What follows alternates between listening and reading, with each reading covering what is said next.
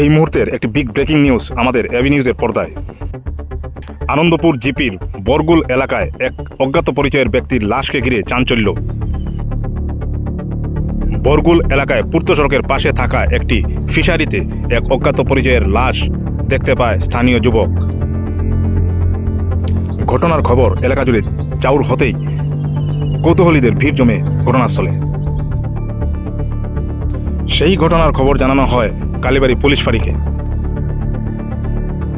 খবর পাওয়া মাত্রই কালীবাড়ি পুলিশ বাহিনী দলবল নিয়ে উপস্থিত হয় ঘটনাস্থলে। শুরু হয় তদন্ত। খবর পেয়ে ছুটে আসেন রামকৃষ্ণগড় সার্কেল অফিসারও। প্রাপ্ত খবরে জানা যায় যে এখন পর্যন্ত এই মৃতদেহের কোনো পরিচয় পাওয়া যায়নি। যদি এই অঞ্চলের কোনো মানুষ যদি